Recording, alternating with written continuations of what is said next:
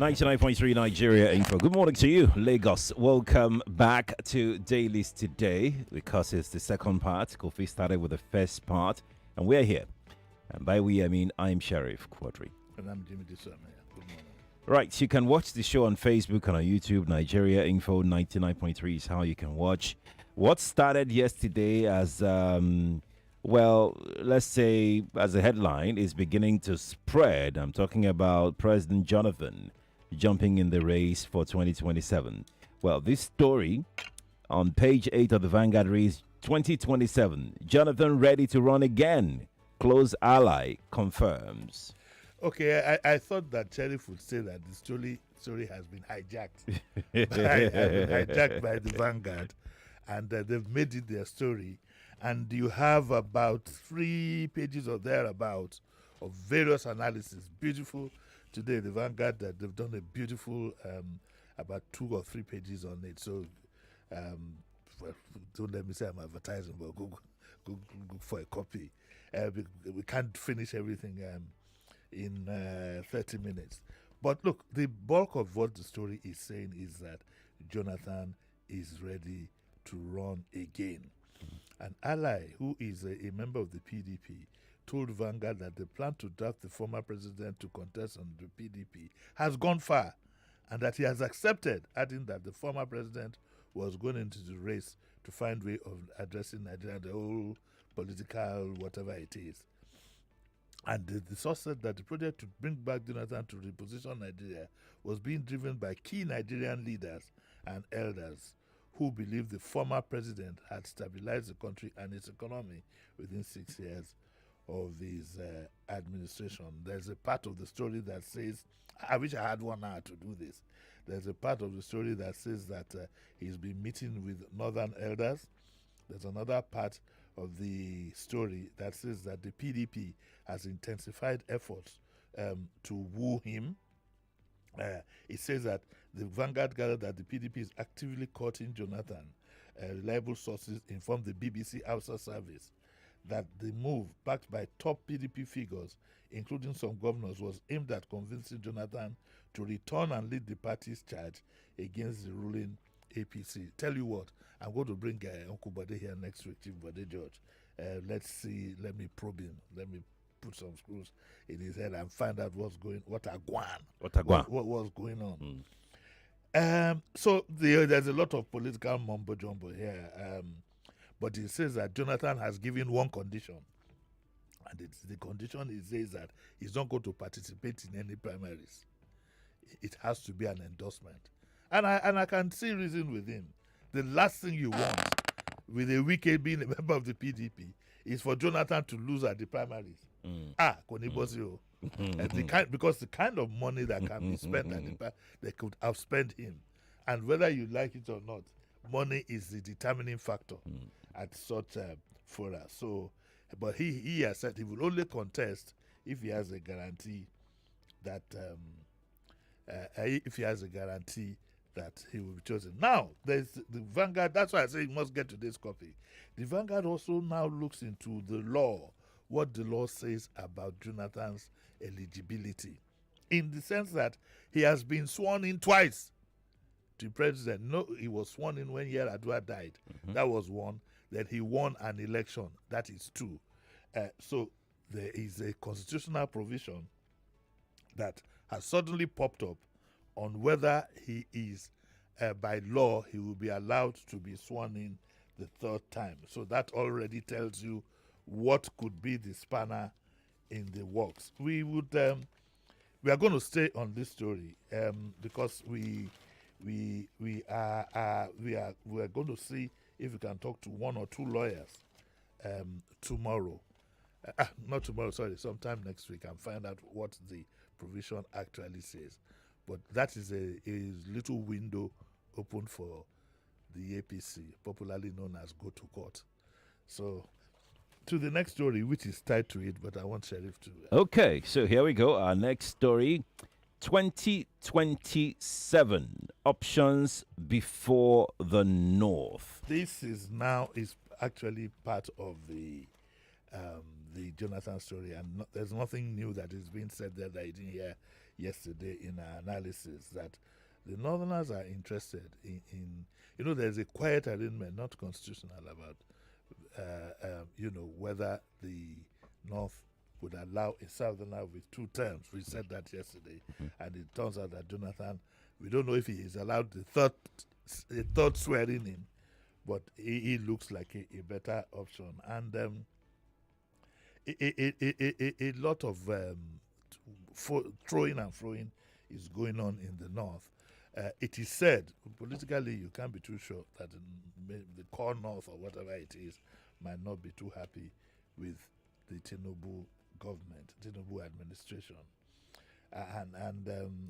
The story here also says that the Tinubu administration has tried to reach out to the North. Politics has started full scale, and I'm trying to reach out to him. There's a whole page here, and look, there's a quotation here. It says, in response to the North's complaints, the Tinubu administration last week held an engagement with northern citizens in Kaduna, where government officials led by Akume and Issa Bagudu outlined the president's achievements in the region. Now, let me tell you that in politics, you don't know what's going on. Forget what's going on in front of the live auditorium or the live event. It's what goes on at night that you probably would want to be a little bit skeptical about. Okay, probably what goes on at night. So it's early days yet, but events seem to have picked up. Would I personally, what do I think about the Jonathan movement? I don't know. There's something that bothers me about revolving around the same circle. You have another 4 years of where you have gone from. That bothers me. I'd still like something fresh. But then it's not everything that you ask for that you get from God. The Methodist Archbishop here says that if Nigerians can't get to be president, then Ndibo should better support Tinubu. I don't know what that means. But Umahi also calls for the Southeast. They should wait for God's time. God will come down one day. They're told to wait for God's time. Okay. Incredible. Should wait for God's time. All right. Let's move on to our next story. I'm sure that the President Jonathan's reemergence or the proposed reemergence would throw a lot of Nigerians into a bit of a state of confusion, especially those that can remember very clearly how his administration handled the entire thing. For those that couldn't, I mean, what most Nigerians would likely remember would be how much they were buying bag of rice then, and how much they are buying the bag of rice now. How much they were buying cement then, and how much at least they were respected as persons, because the disposition it appears that some people have of this government, whether right or wrong, the disposition is that. Really and truly, there's very little care about the common man. It's always the elite and whatever. But that's a story for another day. Yes, indeed. Is Nigeria ready for another 4 years of Pepe? That's another thing you need to think about. So let's move on to the next story. Indeed.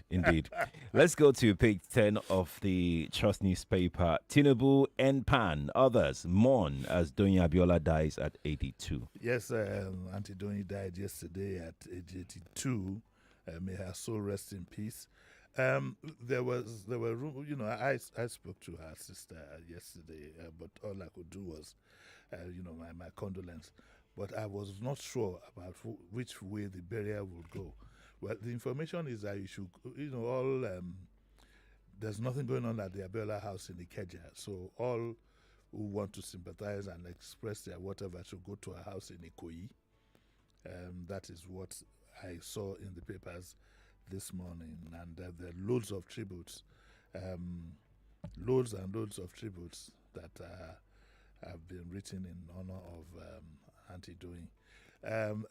I will pay my respect to her sometime, maybe next week, because this is my senior in the profession, and it's the foundation that the likes of them laid that we came to work on, and will give her the honor that is due.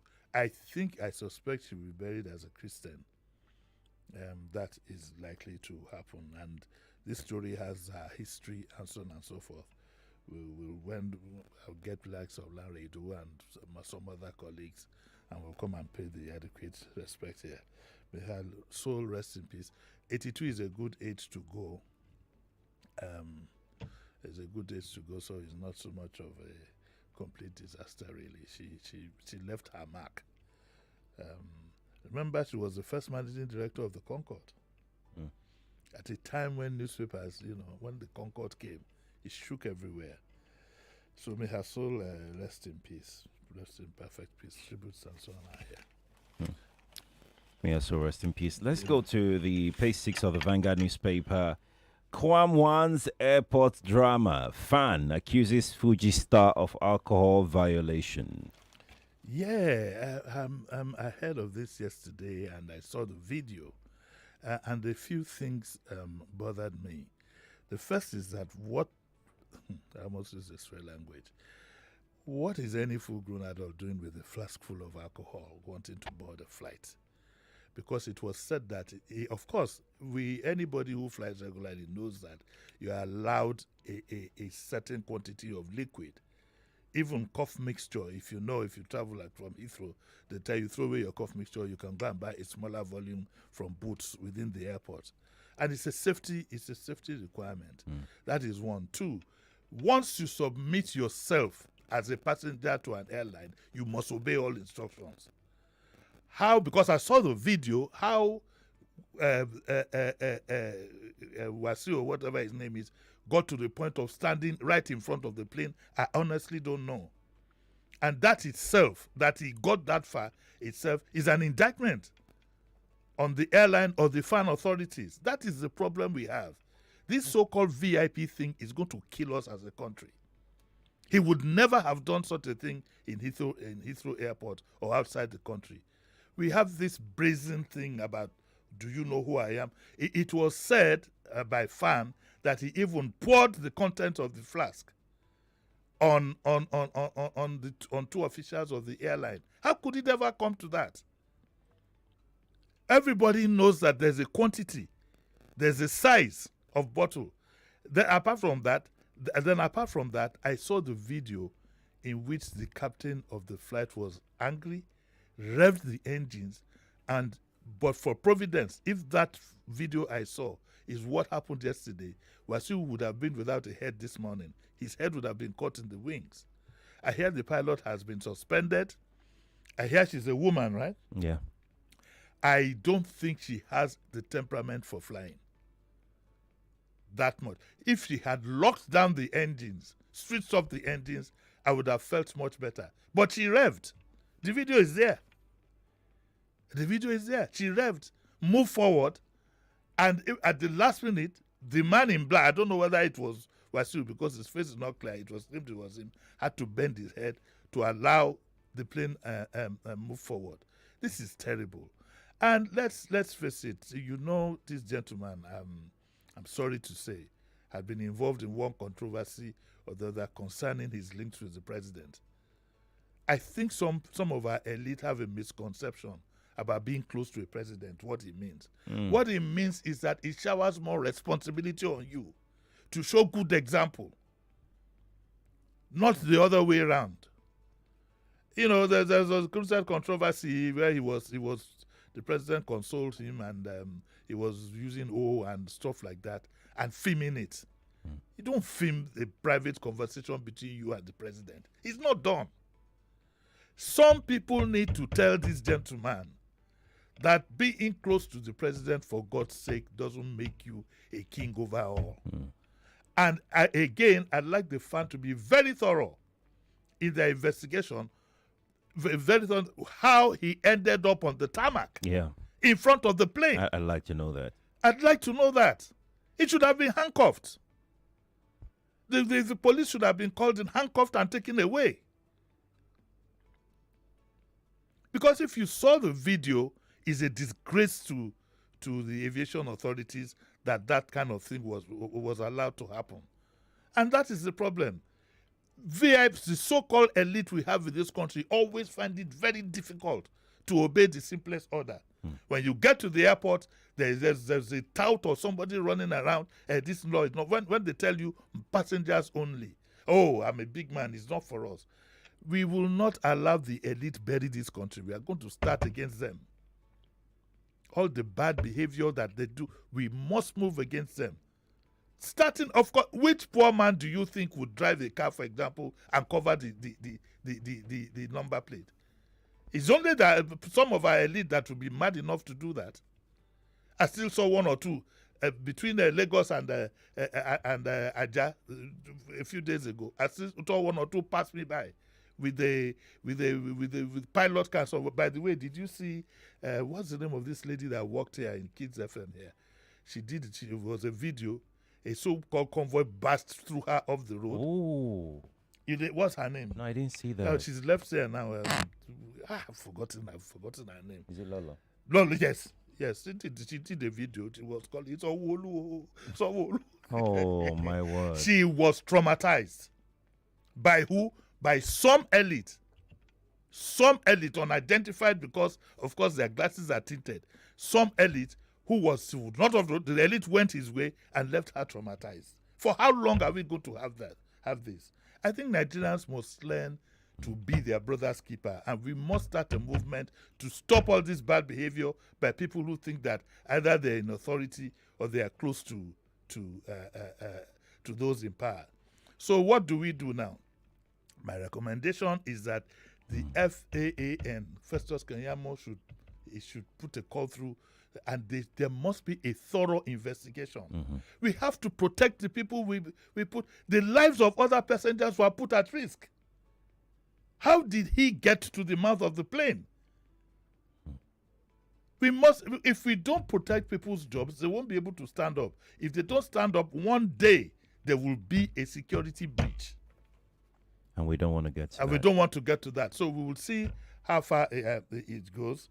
Kwamwon, I'm heard, made a statement that, it wasn't alcohol, it was water. Whether it was water or it was alcohol, I know. And when you are told that, Oga, you can't come on board with this thing, even if it was water, why didn't you just surrender it?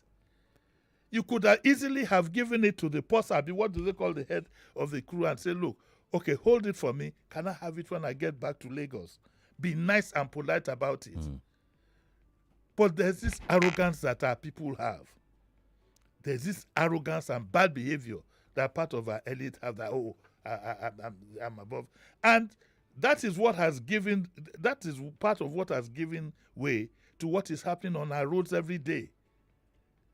Where the NULTW now are they are in full control of our roads. LASMA cannot do anything to them. Police cannot do anything to them. Because, quote and unquote, they are close to the president. Their guy is close to the president. That's not a way we are going to allow our country to run. And I call on everybody to make sure now that there is justice. Remember, this is the second incident we are going to have. The first one was of the senator. We don't know what has happened to that. This one, it calls on the aviation authorities to stand their ground. But also, I am completely disappointed by the video that I saw about the pilot. I don't think that pilot has the temperament for flying. That is, I don't know about losing her license, but what that tells me is that I'm certainly not going to go on any flight with that woman in control, because I would have thought that the most she could do to express her anger was to switch off the engine, not move forward. Exactly. Obama loaded this morning. Exactly. He would have been headless. Exactly. Now, talking about what happened yesterday, we have a comment here on Facebook. And Raphael Adegoke on Facebook says, I witnessed the whole scene yesterday while arriving from Abuja via Value Jet. I didn't even know it was Wasiu until someone mentioned his name. Wasiu was so aggressive in his approach yesterday. Why suspend the pilot? Wasiu held our plane hostage yesterday. The pilot has to be suspended, because if the video is anything to go by, like I said, she surged forward with Wasiu still on the tarmac. I would have thought that the better discretion, as far as I'm concerned, would be to switch off the engines and say that until he's evacuated from the place, it's not going to take off. Yeah. We would have had a serious situation on our hands. Yes. A very serious, even far beyond the kind of embarrassment we would face as a country. We would have had a terrible situation. There were so many breaches. How he got in front of the plane. You see, as security people have to be enhanced. In other countries, it would never happen. No matter who you are, it would never happen. The law will always take its course. The days of the big man have to be buried in this country. It has to be buried. The law definitely must be the law. Indeed. Let's quickly move on. We have other comments from people who witnessed the entire thing, but let's move on. On page 28 of the Vanguard newspaper, Lagos government to Lekki Ikorodu residents move now to avoid flooding. To where?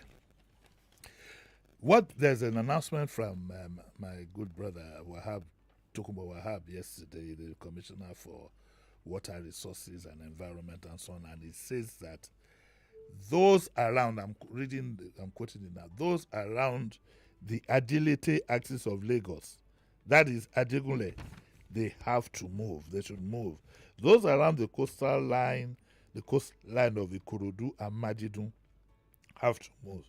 Some areas around the Lekki corridor too, not all, have to move. Ekpe had always been safe. Mushin will be safe. Ikeja will be safe, the Environment Commissioner stated, warning the residents of Isheri in the Opik area. I've lived there before, many years ago, around 2008, where at some point we couldn't get to the wall of the estate I lived in that time. We had to hire a canoe man. So we had to go through the back of the wall. That's the Sherry axis. Those who are in the Sherry axis also have to move. And he said that they will experience a lot of flash flooding. I don't know what flash flooding is, but I don't think it's anything that is palatable to the eyes or to the heart. And those who stay in the lowland of Lagos have to move. There's also a warning about the contaminated water in the Lekki axis of the state as a result of people drilling boreholes. Okay, the Permanent Secretary, Office of Drainage Services and Water Resources in the state, Mr. Mahmoud Adigbite, who spoke during a stakeholders meeting, noted that contaminated boreholes in Lekki pose a health risk. In some areas, the water even smells. Apparently, listen to this, and I have to quote him, but I excuse myself for using bad language. Adigbite added that the treatment of water would eradicate any form of disease that may arise from it. And he said, I'm quoting him now, on wastewater, I will say that everybody digging a borehole within the Lekki axis is probably drinking what I call shit water. Yeah, I saw the video. That's exactly what he said. Shit water. Mm-hmm. Huh?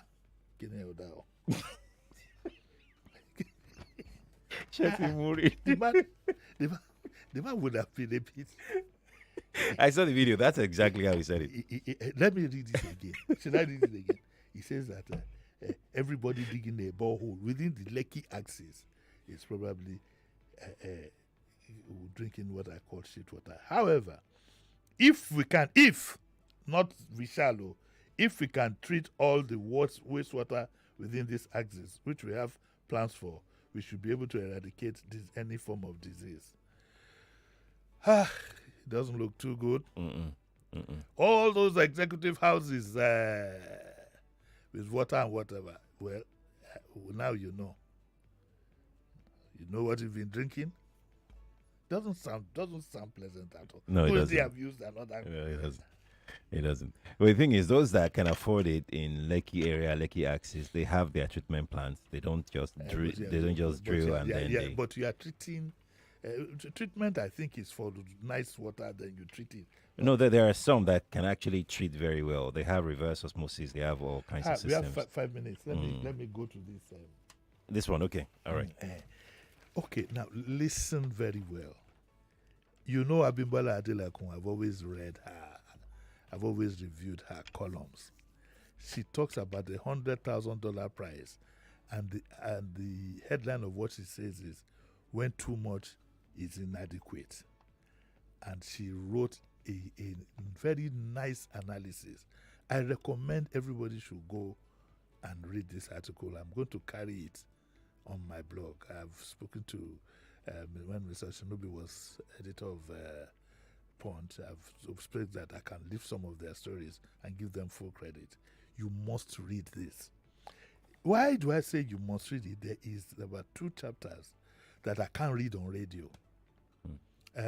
Not that I fear libel, but I can't, because it's very personal to those in charge. Very, very personal. It talks about the disposition of the president, probably some members of the family and so on, but towards rewarding everything in this world with money. And the reference is not lost on me, but I don't want to read it, but I want you to go and find it and get it to read. Adelakun, 100,000 prizes, when too much is inadequate. At 9 o'clock, I'll tell you where you can find it to read it. All right. Must read it. And that said, we have to go. Thank you, sir, for doing justice to the stories this morning.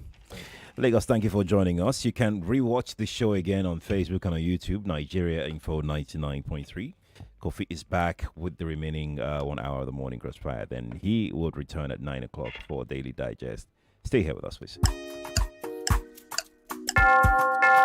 7 p.m. Don't knuckle. Na yellow clock be that. Yes, so. But 99.3 Nigeria Info. We are more than just radio. Subscribe to our YouTube channel at Nigeria Info FM. Check us out on Facebook at Nigeria Info 99.3. Follow us on Twitter at Nigeria Info FM and on Instagram at Nigeria Info FM Lagos for live updates as it happens. 99